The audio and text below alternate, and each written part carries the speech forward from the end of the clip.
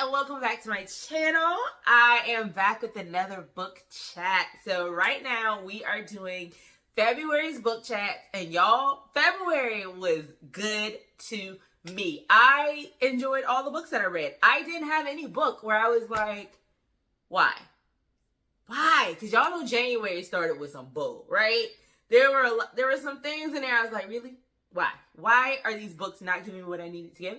But February came through for your girl. So we have 9 books, and we are starting off with The It Girl by Miss Ruth Ware. So the last book I read in January was actually by Ruth Ware too.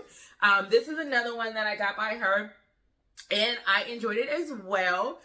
So much that I actually bought another one of her books that I will talk about in like a haul. That video is coming out soon. So she's definitely an author that I want to go back to and read.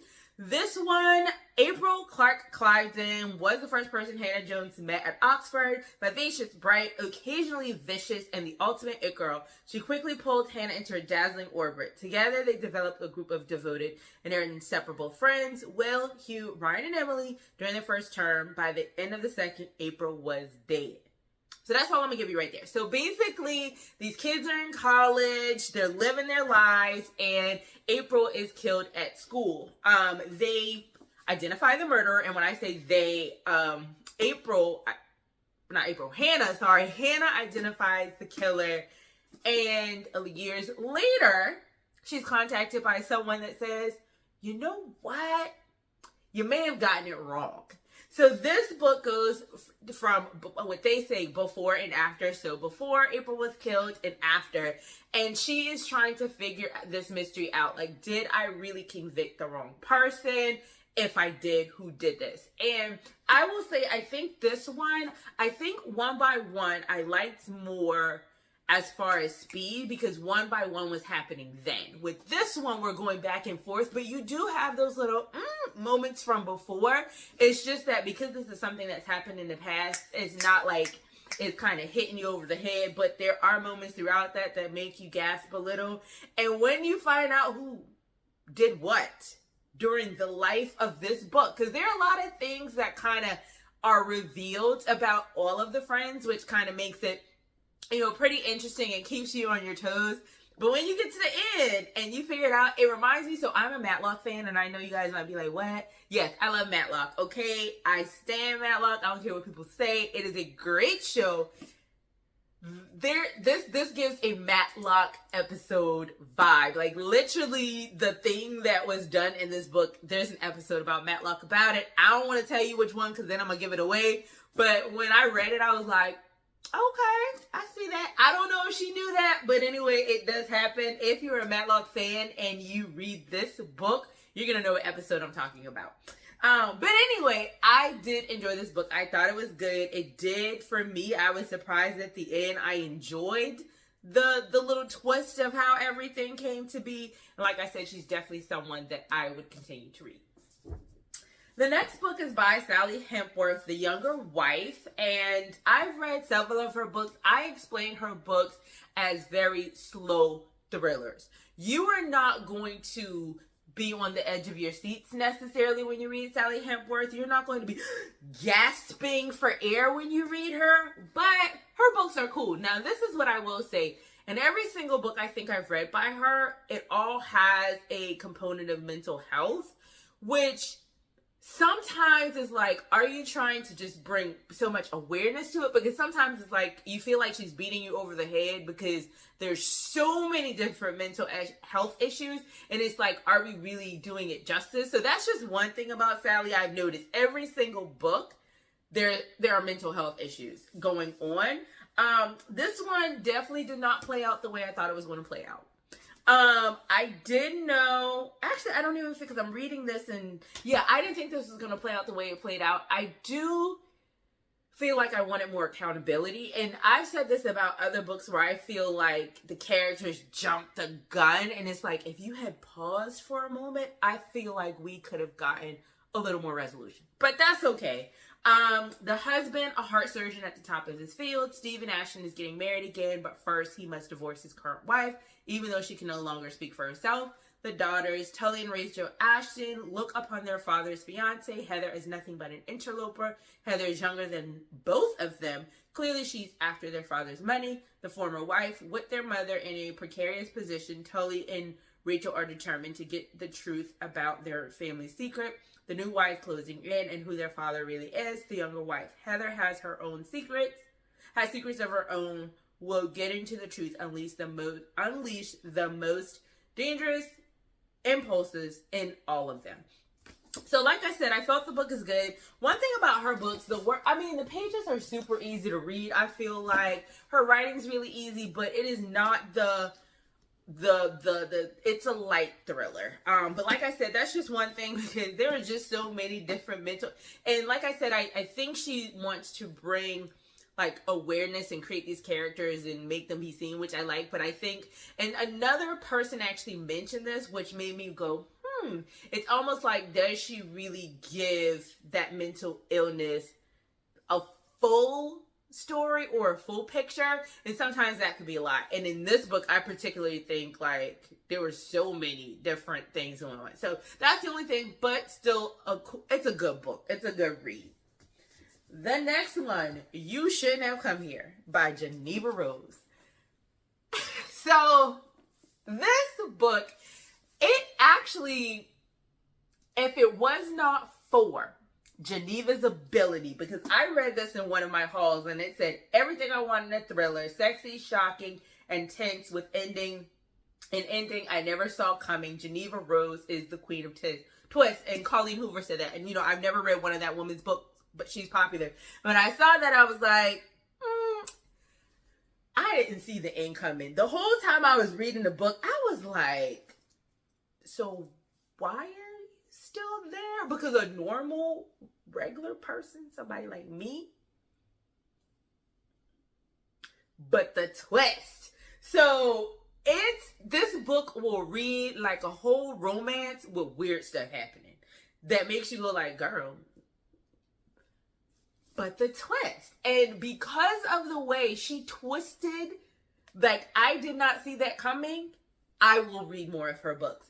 Now, I will say this, because like I said, this thing literally read like a freaking romance. Like, it gave Lifetime, it gave Hallmark, like, it just seemed like, okay, where's the, and it dropped little things that were things I think like they were sinister, so it makes you go, But it really took to the end to get to the juice.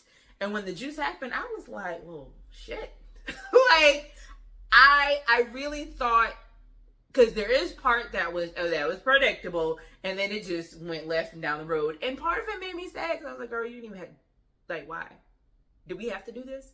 But like I said, it made me want to read more of her books. So a little synopsis on this. Grace comes to the city to get away from work. She picks this place randomly. It is an Airbnb ran by a guy. They start to bond, and then she starts to feel uneasy, and things start going crazy. So that's the premise for this one. Like I said, it does, you got to be patient.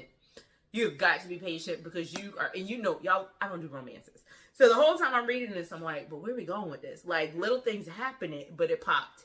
And because of that, I'd read more from her.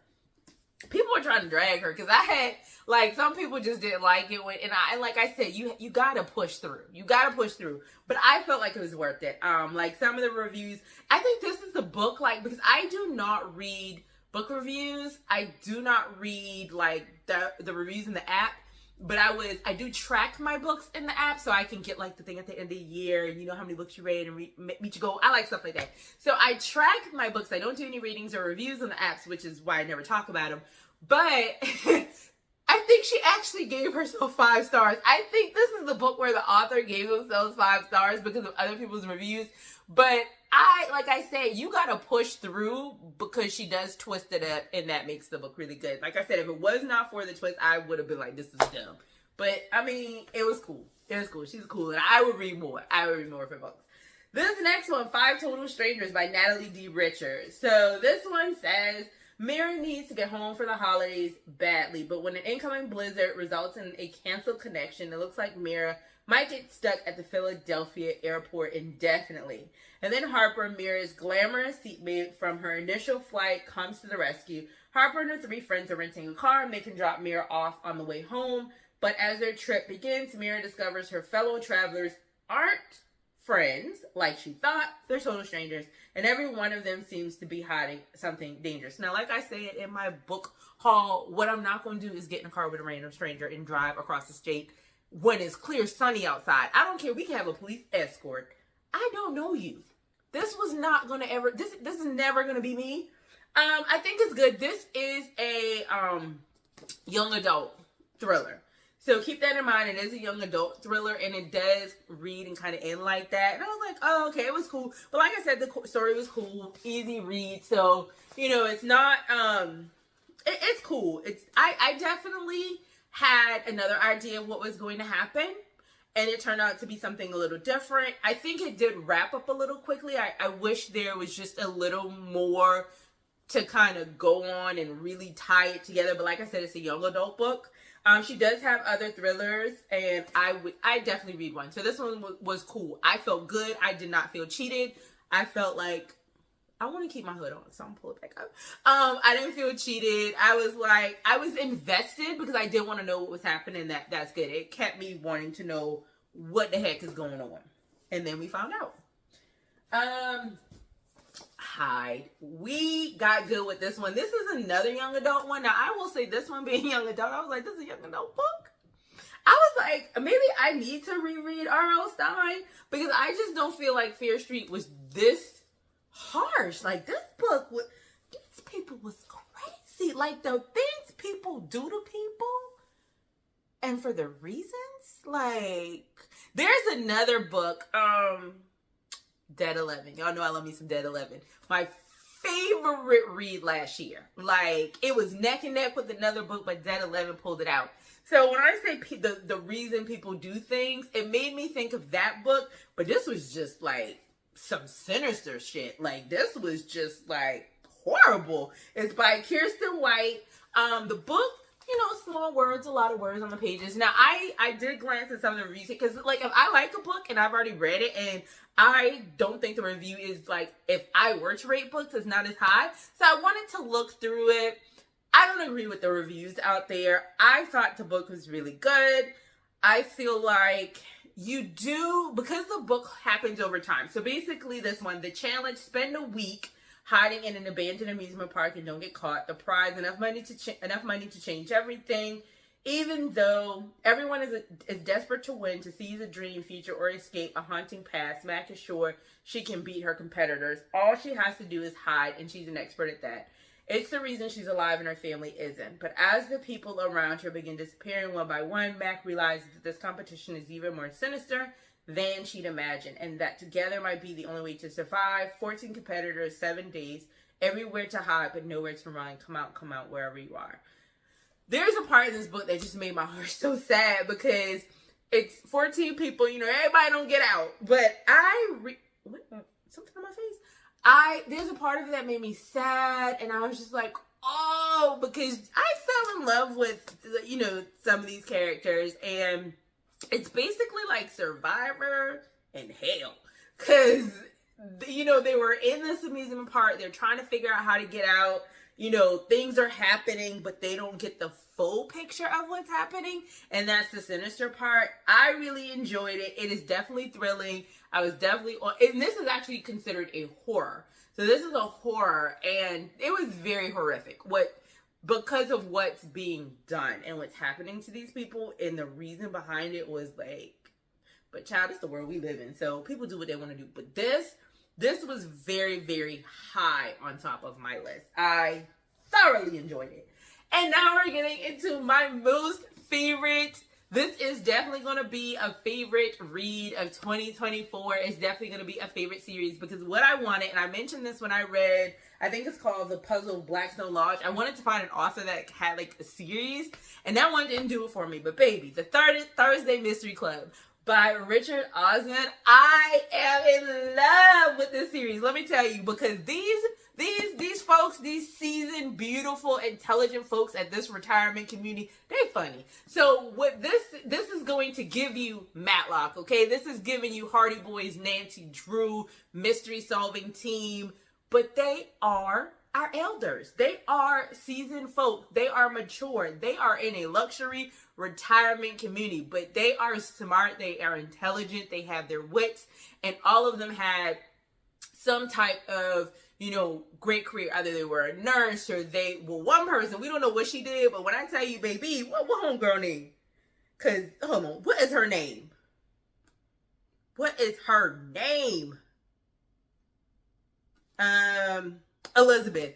I want to know how many people she maybe took down. Like, was she CIA? Was she working like for a foreign agency? I don't know, but Elizabeth is everything to me. I kind of call her the ringleader only because she can get away with a little too much and get a little too much information for me. But they all live in this village called Cooper Chase, and like I said, this is a series, so you could probably read them out of order. I've only read one so far. I have book number 2. I'm so excited about it. But you definitely want to read the first one first, because that introduces you to the group and it talks about how they got started into this. So in a peaceful retirement village, 4 unlikely friends meet weekly in the Jigsaw room to discuss unsolved crimes. Together they call themselves the Thursday Mystery Club. When a local developer is found dead with a mysterious photograph left next to the body, the friends suddenly find themselves in the middle of their first live case. They might be senior citizens, but they are cleverer than most, and yes, they are. As the bodies begin to pile up, can an unorthodox but brilliant gang catch the killer before it's too late? So I love the fact that, one, their background, what they did, and this is kind of how they pulled in, one of the other ladies, Miss Joyce, because she was a nurse, so that's how she got pulled into it. And then you have Ibrahim is how I pronounce it. Hopefully I'm pronouncing that right. And you have Ron, and then you have, like I said, Elizabeth. And I really enjoy it because, listen, I love my seasoned folk. Like, seasoned folk are the best folk to hang out with.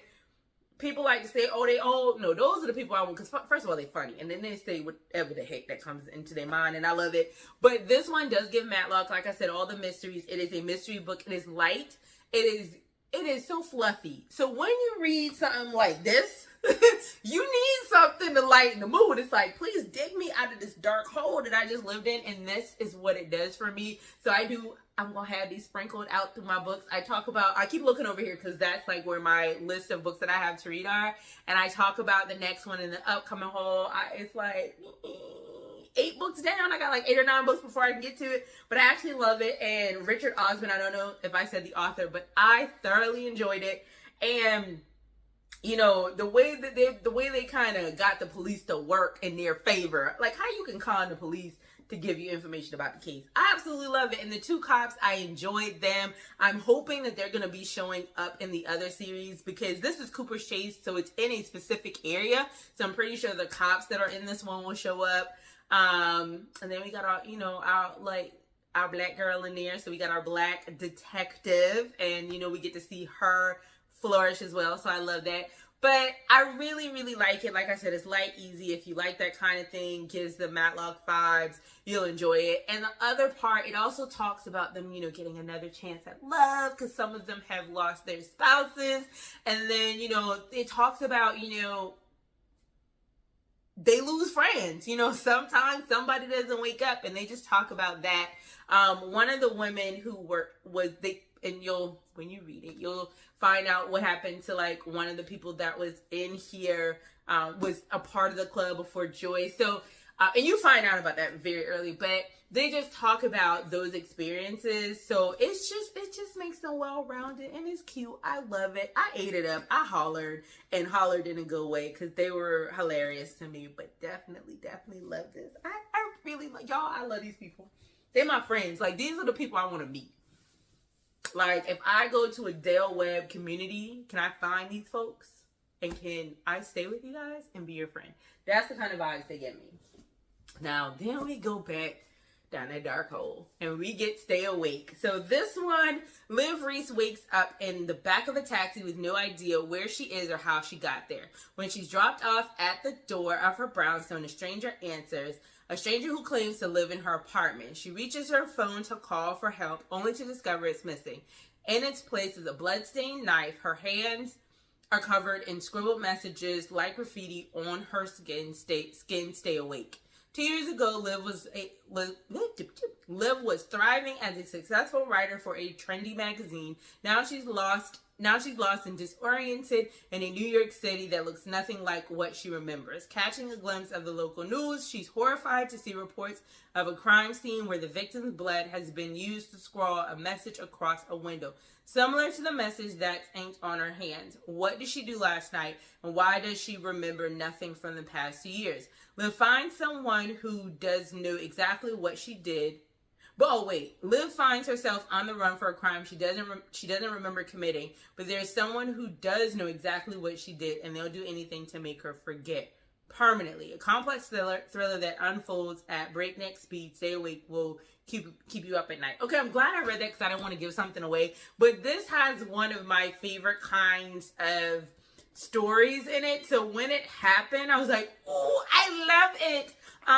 Definitely a good one. The only thing is I feel like something that happened came out of left field. I thought it for a moment, but I don't feel like it was super obvious. And then when I found that was the thing, I was like, well, I just feel like it wasn't really kind of played out in the story as much. But I did like it. I enjoyed it. It was a good book. It definitely kept me on the edge of my seats. It definitely had me going like, are you freaking serious, girl? Like, this is what we need to do. Trying to help her get through the fact that she don't know what the hell happened in the last 2 years. But I did like this story. I do think it kind of ended kind of quickly because I also wanted them to give us a little more on, the person who, whoever, a little more. I'll say that because I don't want to give too much. But I wish they did give us a little more at the end. But overall, I really did love this book. And it did keep me on the edge of my toes. The next one, The Last Housewife. Now, this one also had... This one is by Megan Goldin. And I would read more of her books as well. I think she has more books too. I don't think that's her only one. Yeah, I don't see anything that says debut. This one, The Last Housewife by Ashley Winstead. So apparently this is a popular one. I saw somebody else talking about it. I had it on my shelf. They mentioned it in the video. I was like, oh, I actually have that. So I was like, okay, let's see if it's worth the hype. I will start off by saying the trigger warnings that they put in this book. First of all, trigger warnings need to go in the back because I don't flip through, the pages of the book. And I know trigger warnings it might have been happening for a couple of years, but back in my day, you didn't get that. And now you do, but I don't flip through every book to see if there's a trigger warning. I also don't think the trigger warning it needs to be a little more detailed. I don't have the abuse, the sexual assault, suicide. I don't like reading about those things, but it's not something that if I read it, I am going to get triggered. But reading this book,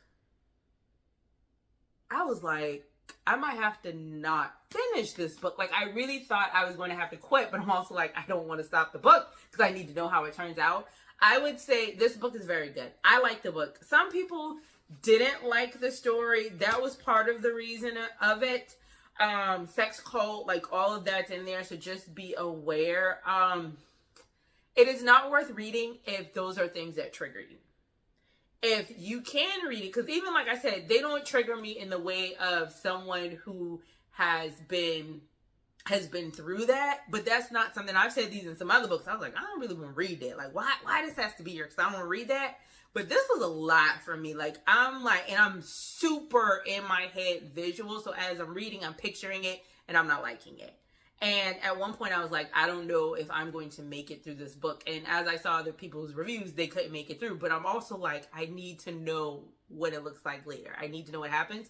So I got through that. So I will say part 1 is hard. It is very descriptive. I think by part 2 is when it slows down. And that's when we start getting into more of the thriller part. Because that does that. You have to know all of this stuff.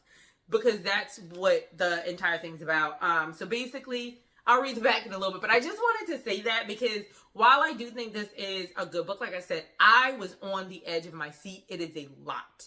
And it is not worth reading. Like, nothing's that good to send somebody in a bad place. So I just want to say that first.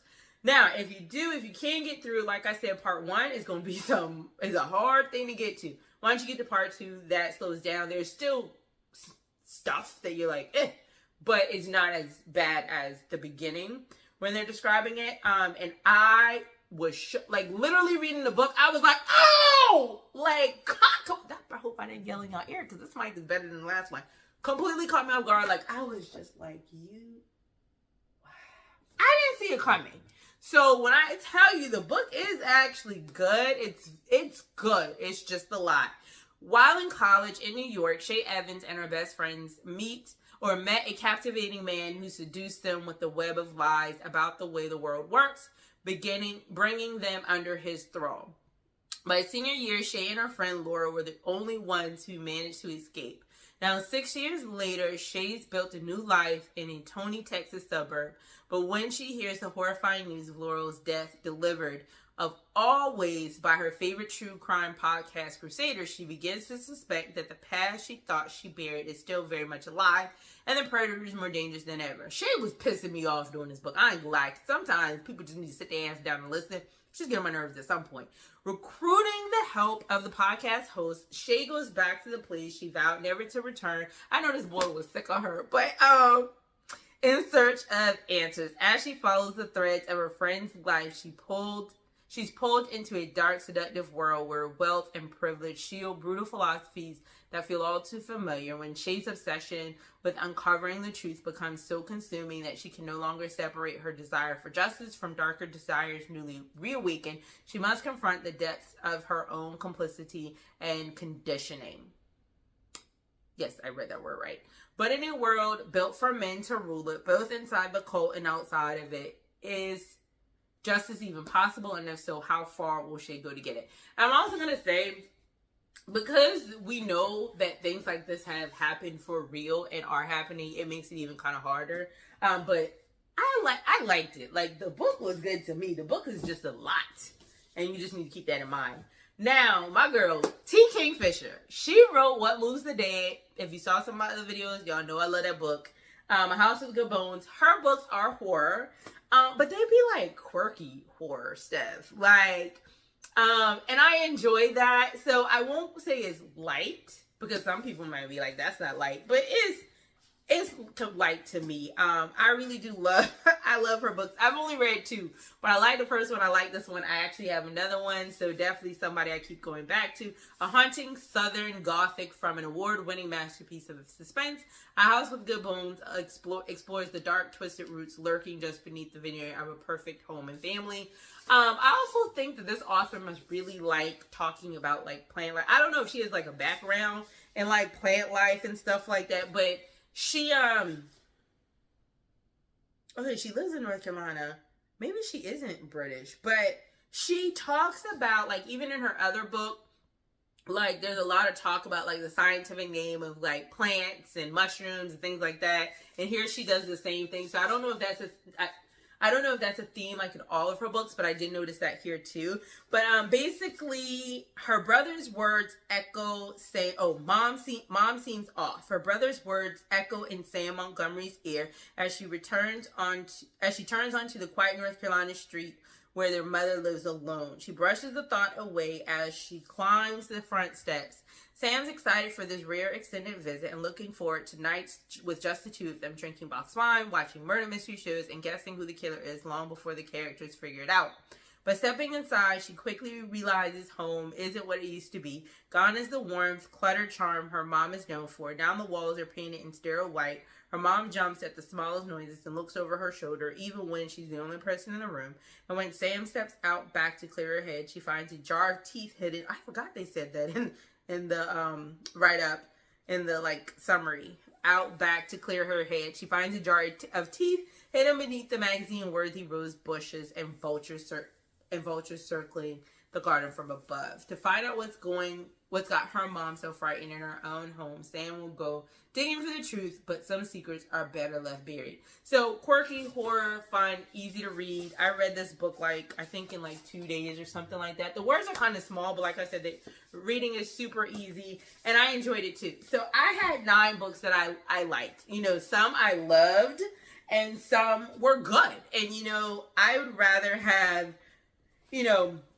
books that I think are just good than books that I think suck. And we didn't have that this month. We had, some average ones, but we had some amazing ones too.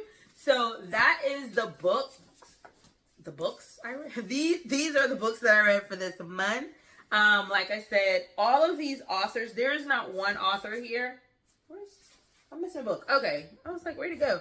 There is not one author here that I would not rebuy and reread. Now, I will say, if Miss Ashley Winsted, if all her books are that intense, and that's the last Housewife, the one cultish, sex cult and all that, if her books are all intense like that, I don't know if I can read baby girl books anymore, because that took me through a lot. But other than that, I loved my book reads for this month. So this is what we have. We've already started reading because y'all, I thought I was going to make it. This is what, 9? 1, 2, 3, 4, 5, 6, 7, 8, 9. Y'all probably tired of hearing me talk about how I want to get to the double digits because y'all, I swear I'm almost halfway through another book that I thought I was going to finish today, but it didn't happen.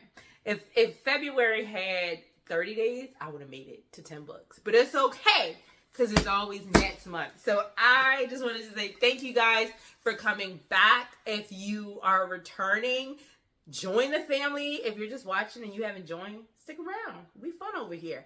So join the family. If you're new, my name is Sarah. Thank you for watching, and I hope you come back for another one. We have book hauls coming. We have travel videos coming. We have, some spring cleaning, some shopping, because I like to do it all. So definitely come back, and thank you. Have a good night, and I'll see you in the next one.